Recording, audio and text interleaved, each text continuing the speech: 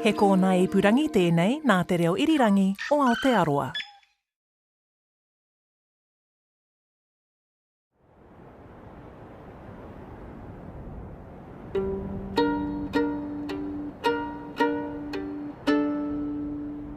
Kia ora, ko William Ray tēnei, nau mai ngā hipi pāngo. Hi there, I'm William Ray, welcome to Black Sheep, and the second in a three-part investigation of the Surafend Massacre.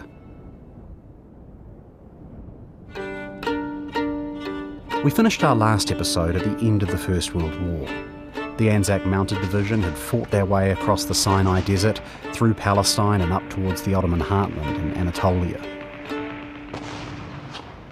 Relatively small enemy positions sort of left themselves exposed to being snapped up by the mounted troops time and time again. This campaign was, as military historian Terry Kinloch put it, one of the greatest success stories of early 20th century warfare. But along the way, some of the Anzacs developed a festering resentment for the Arabic people they encountered during the campaign. Those Bedouin who allied themselves with the Turks, that's the start of what eventually became the Surafend incident.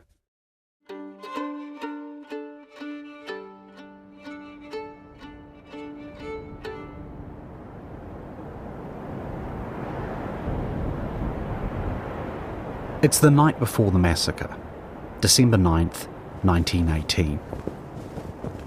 The Anzac Mounted Division is camped on the outskirts of a Jewish city, Rishon LeZion. It had been founded in 1882 by Zionist settlers. The First World War had only ended a couple of weeks earlier, with the Germans and Ottomans conceding defeat. The Turks signed an armistice on the 30th of October. By that stage, the Anzacs, particularly the Australians, are way north. They're almost at the Turkish border. So they've occupied Aleppo and Homs, they've occupied Damascus. That's all occupied. So they're way north. In what state are the Mounted Division in at this point? I mean, it's like they've been going for years now. Yeah, they are exhausted. Yeah. They've been fighting non-stop since March 1916, so it's now October 1918. It's not every single day, but it's pretty continuous fighting all the way. The New Zealanders didn't miss a single fight. And even when you're not fighting, like you say, there's not many opportunities for leave. It's hot and dirty, and there's flies, and there's malaria, and there's spiders, and the water tastes horrible. It wasn't a nice place. And one of the things that really annoyed the Mounteds was seeing letters from home talking about them having a cushy time in the Middle East while the real fighting was going on the Western Front. That really annoyed them. It's kind of similar to what happened in the Second World War, saying, oh, geez, you must be having a nice time in Rome. Yeah, it's almost an obvious thing to say. Yeah. But really annoyed them. Yeah, you can imagine. After the war ended, the Anzacs were moved south to an army camp on the outskirts of Rishon, about 25 kilometres south of modern-day Tel Aviv. Just south of the Anzac camp, across a short stretch of sand dunes, was Surafend. And right next to Surafend was a Bedouin camp. One night, 9th of December 1918, Trooper Leslie Lowry, who's a new arrival, he's only been in theatre for less than 6 months, was asleep in his tent. It was about midnight, and somebody tried to steal his kit bag, which he was using as a pillow. Somebody reached either under the tent or came into the tent, pinched his kit bag and ran off. Leslie Lowry woke up, he was by himself, woke up, chased the thief, caught him on the sand dunes. The thief then produced a pistol and shot him in the chest.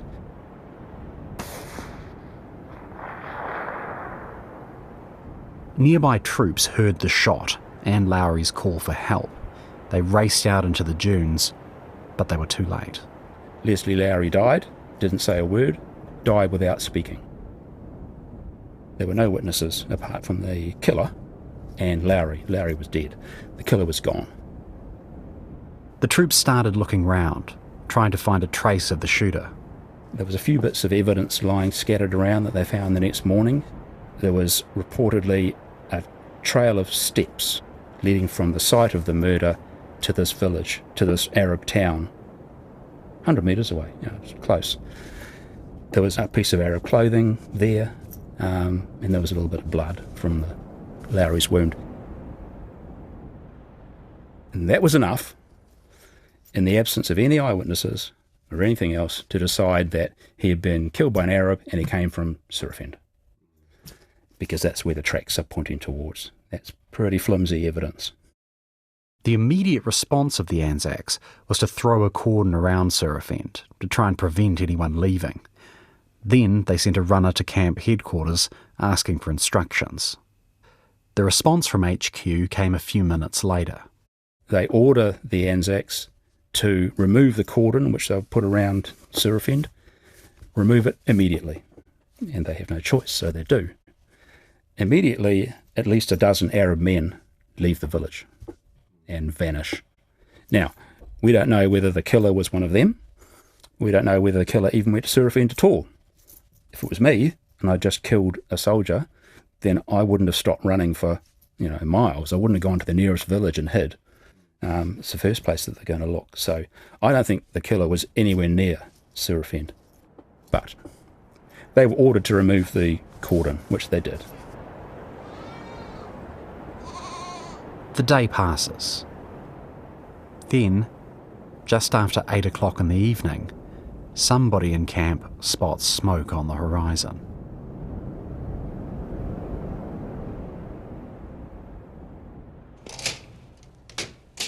Appendix to the War Diary, Anzac Mounted Division, 11th of December 1918.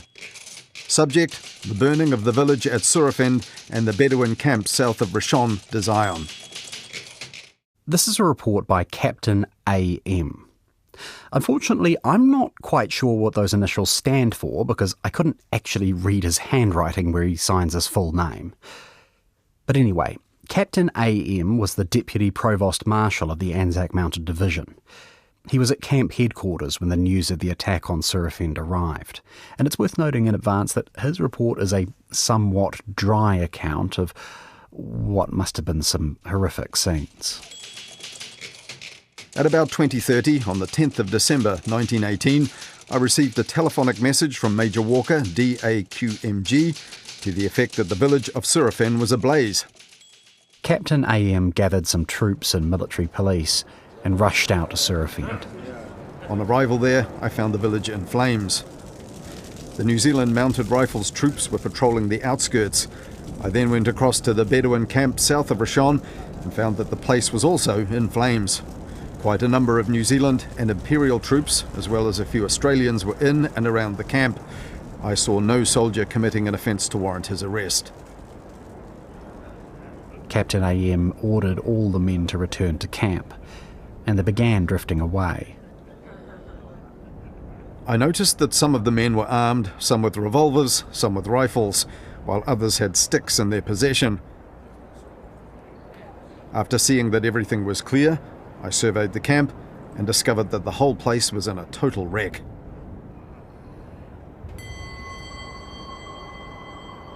Total wreck was an understatement. The village and the nearby Bedouin camp were both burned to the ground. And while he didn't see any violence actually happening, Captain A.M. reported finding about a dozen male villagers dead or wounded at Surafend and the nearby Bedouin camp. The true number of victims was almost certainly higher, but that's all he could see at that moment. He called an ambulance. As far as my observation went, I could not trace any signs of cruelty or an act of brutality done to women or children at either of the places burned down, but I noticed many of them huddled together in places.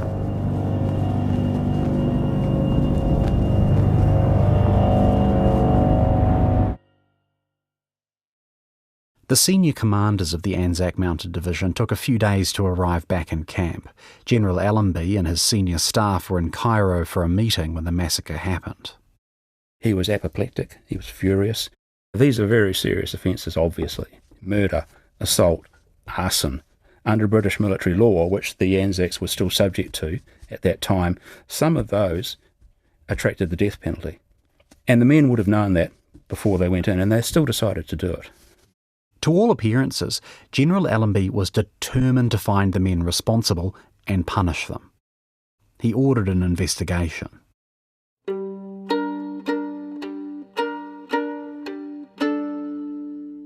But, as Defence Force historian John Crawford says, this inquiry, and others which followed it, ran face first into a wall of silence.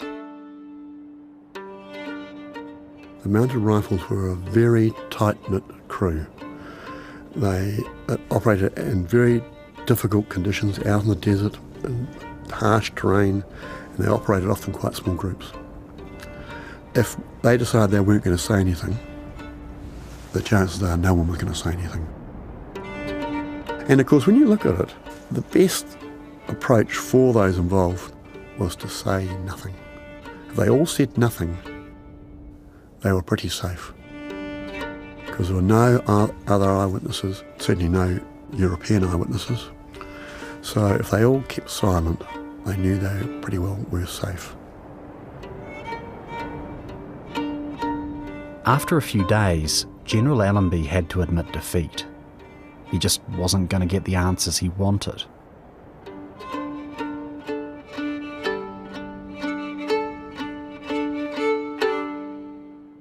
But he was going to let the killers, and the men who covered up for them, know exactly what he thought of them. Here's how Australian trooper Ted O'Brien put it in his interview with an oral historian in 1988. A lovely horse he had, he galloped up to the lines and everything like that, and some of his followers, they were all behind, and stood up in the stirrups, and he said, I was proud of you once, but I'm proud of you no longer. This is a famous part of the story. General Allenby comes back from wherever he was, forms up the whole mounted division around him. He's on his big black horse, Hindenburg. Not a great name for a horse during World War I, is it? Yeah. And he bollocks them. Yeah. Says something along the lines of, I was once proud of you, I'm not proud of you any longer, things like that. Almost all the accounts I've read from former members of the Anzac Mounted Division include some version of this speech, and a version of how the troops themselves responded to it. Some people will say that he was counted out. Counting out is when you start at 10 and you count down towards the subject of the counting down, and if he's still there when you get to 0, something happens to him. That's 10, 9, 8, and if it's aimed at you, you know that when it gets to 0, you're in trouble. Some men say that happened. Most of the records that are of men who were there at the time say that did not happen. There was silence, or there was muttering. Somebody talked about a sound like buzzing bees, muttering and grumbling, but no more than that. And then Allenby wheeled on his horse and charged off.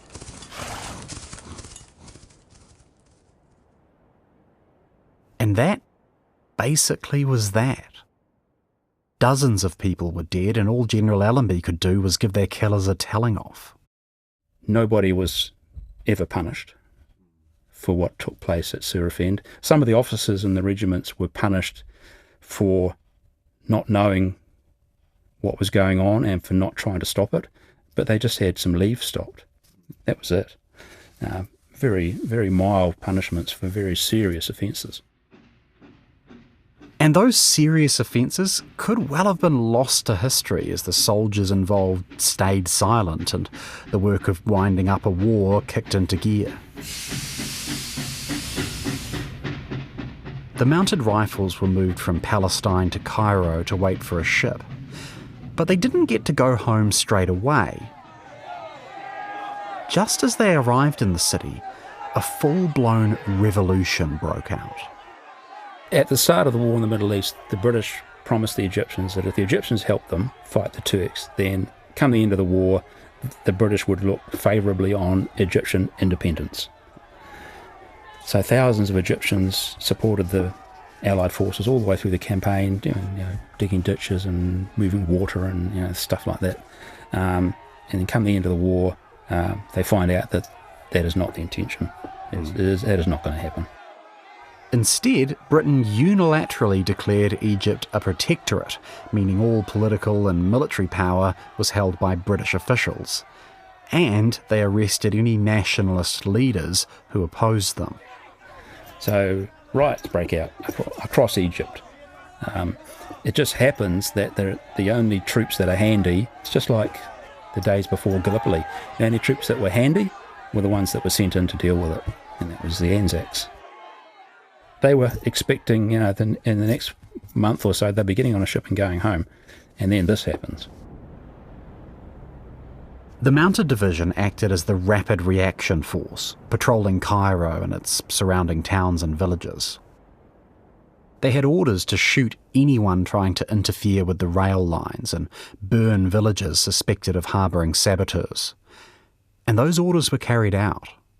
Here's an account from Captain Henry Palmer of the 10th Light Horse Regiment. It's dated March 16th, 1919, and it's about one of the skirmishes that turned nasty. At 10:45, upon a train approaching from Cairo, a large mob of about 900 to 1,000 made a rush for the level crossing. Stones and bottles were thrown, and they were refusing to stop 4 yards from the rails. Lieutenant McGregor and others were being hit by stones.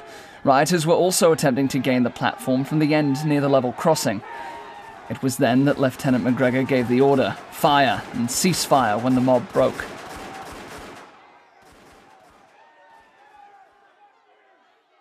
The firing lasted about 1 minute. 39 natives were killed and 25 wounded.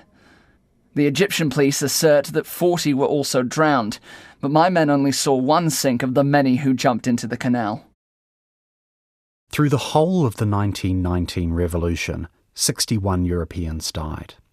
31 British civilians, 29 British soldiers, and a single Australian trooper. It's estimated 800 Egyptians were killed and 1,600 wounded. The revolution was crushed, but in the aftermath, the British eventually decided their protectorate was untenable, and Egypt gained its independence in 1922. With the end of the riots, the men of the Anzac Mounted Division finally returned home. On June 30th of 1919, the division was officially disbanded. As we've said, nobody was ever punished for the Surafend massacre. The only real nod to accountability came in 1921, when New Zealand and Australia agreed to reimburse Britain for the cost of rebuilding the village.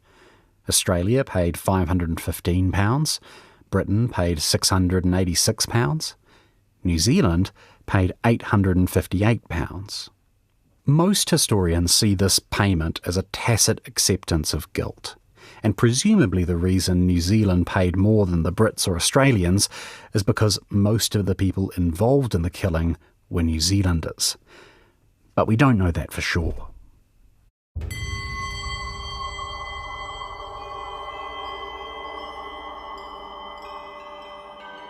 We don't know a lot of things about Surafend. How many people were killed? How many troops took part? Which units were involved?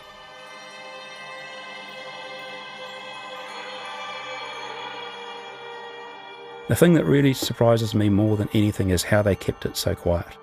It never got out, ever. I would imagine that everybody in the division, within a fairly short time, knew something about what had happened, but not one of them ever gave evidence at a court of inquiry sufficient to put the finger on someone for taking part. Not one. I think that's amazing. But of course, with an event this big, time passes and people talk. Eventually, as the years passed, parts of the story of Surafend leaked out. There are multiple accounts from interviews, letters, diaries, memoirs, even poetry, and they tell a grim story.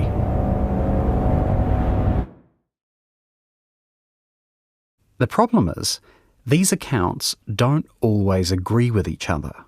There's one Australian account that says that a New Zealander was wandering around the Light Horse camp calling for volunteers to go and deal to the Arabs in Surafend because they'd killed Lowry. There's other accounts that don't say that at all.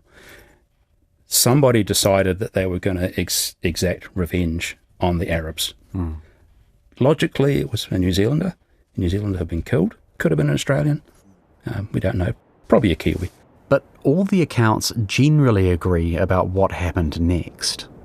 During the day, more and more soldiers decided that they wanted to be part of this, and they all congregated over the back of the sand dunes somewhere out of sight, and they manufactured clubs and bought their bayonets and got their instructions. And then just on dusk the next night, they encircled the town and the camp with a cordon. They give the headman one more chance to produce the killer, which he doesn't, probably because he can't, because he's not there. And then the Anzacs take all the women and children out of the village and put them somewhere safe. And then they go into the village and they beat at least 40 Arab males to death. Terry says at least 40 men were killed at Surafend. Different accounts give different numbers. At the high end, one Australian private claimed he counted 137 bodies. Terry Kinloch doesn't think that's credible because that trooper made a whole bunch of other claims about Surafend which are demonstrably false, including that no Australians took part in the killings. He was like the outlier. Everyone else, the numbers went 20, 30, 40, and then there's 137. It's just not possible to know who's telling the truth, who's lying, who just can't remember anymore. Some of these men, when they were interviewed about this, they were old men in their 70s and their 80s. My assessment, based on the numbers that I saw and the clustering, was at least 40. And for the number of troops taking part, you think somewhere in the vicinity of 200? Yeah, that's just based on the jobs that needed to be done. To put a cordon around that's strong enough to stop anybody from getting out, that requires a lot of men. And then for the men that actually went into the village and did the business, that would require quite a few. If you're going to beat adult men to death, you want to have enough people there to do it quickly and safely for you.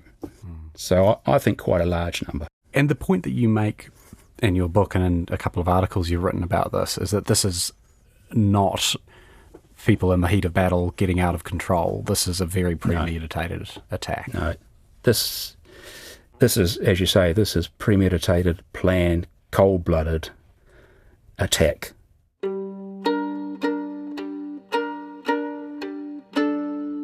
The question is, why? Revenge for Leslie Lowry's murder is the obvious motivation, but it seems completely out of proportion. How could the death of a single man motivate the massacre of dozens and dozens of others? We've already talked about some things. The anxieties about Bedouin people spying on behalf of the Turks, the accusations of theft and grave robbing. But there's more to this story than we've told you so far. This is the most controversial part of the whole story, is what were the Bedouin doing to justify what was eventually being done to them. In our third and final episode, we're diving into that controversy. And we're also diving into the story of another series of war crimes involving another group of Anzacs. Killing of prisoners. In one case, an elderly woman being shot by a New Zealand soldier in this wadi.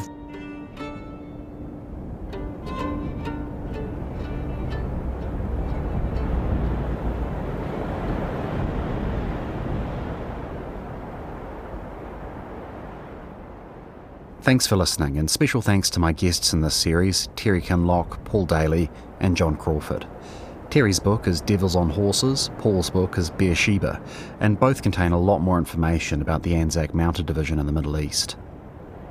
Black Sheep is written and presented by me, William Ray. Our sound engineers are William Saunders and Mark Chesterman.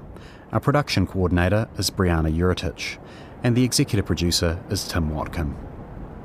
Follow and listen to Black Sheep on Apple Podcasts, Spotify or any podcasting app so that you don't miss an episode. And you can always see or read more about this story on our webpage, rnz.co.nz/blacksheep. Mā te wā.